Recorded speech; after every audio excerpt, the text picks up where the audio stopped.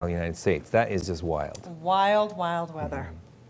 All right, and a look here at home, let's head over to our own forecast, which we've had some wild couple of days. Yeah, so many extremes going on, Alana. Definitely clashing air masses, and tonight we've got snow in the desert. You are taking a view of Bloomington down there in St. George as the snow is coming down. Thank you so much to Clayton for sending this our way. Very rarely do we get straight snow with those palm trees, and this winter it's happened several times, and tonight we could see some accumulation. Winter storm warning for the area in pink. Winter weather advisory for south central Utah. We are looking at accumulation. This is a storm system that favors the southwest desert, and all that moisture we just talked about in California, it's going to head our way. We also note that this storm system is pushing moisture northeast, which means we have a winter weather advisory in effect for the Wasatch Mountains, the Uintas, as well as towards Castle Country. Now, this is going to hold on until 2 p.m. tomorrow.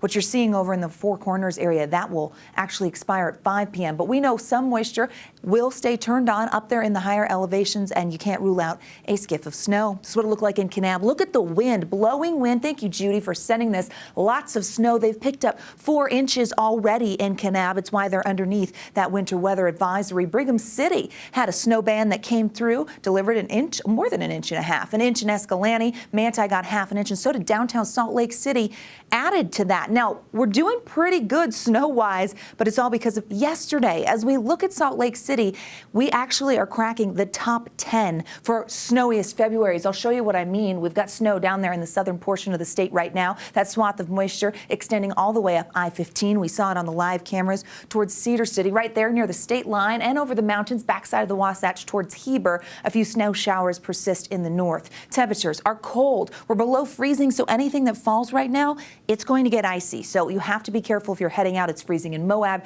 20s in Cedar, and 34 in St. George. As we take that live look from the ABC4 studios, we have quieter conditions, but it's still cold out there. You're telling me, I stepped out and I was like, whew, needed a heavier coat. It is chilly. Okay, top 10 snowiest Februarys. We are number 10, but we've got a few days left of the month and we've got an active pattern. We could move up this list very quickly. You notice not much difference. We could land in the top 8th or 9th spot. We'll see what happens with these storms. Speaking of, let's walk through the next several hours. Here's 2 a.m. Very active conditions for the southern 2/3 of the state. That moisture on the move from the southwest, but notice how it brings the potential for snow showers along the Wasatch Front. This means that we could see some icy conditions yet again and some light snow. Here we are by noon, quieter conditions. Things want to quiet down in the north. They do for a little bit. Down south, we stay active. Okay, active conditions hold steady in southern Utah for the next several days. Saturday looks like a break day, but don't be fooled. That system is approaching from the southwest,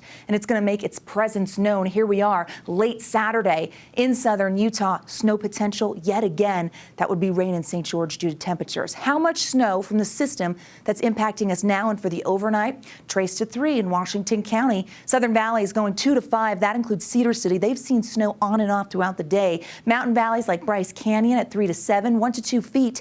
For Bryan Head and the Pine Valley Mountains. So if you live in St. George tomorrow, look up. Those Pine Valley Mountains are going to shine with snow. 4 to 10 for the central and northern mountains. Central valleys at 1 to 4. The Cottonwoods could get another quick foot from this, maybe half a foot in some locations.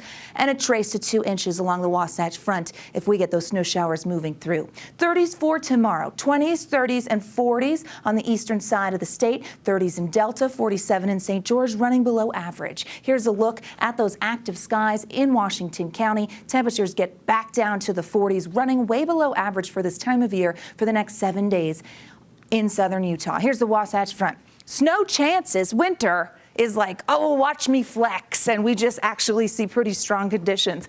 I also want to show you this photo. Came from Sherwood Hills. The nicest email from David and Marcia. They watch us at 10 every night. They had the nicest things to say about Wes, Emily, Glenn, all of us. And I just wanted to say thank you so much. I just got their email. Wanted to shout them out. Guys, they said the nicest things about you. I tried to write them back and say it's not true.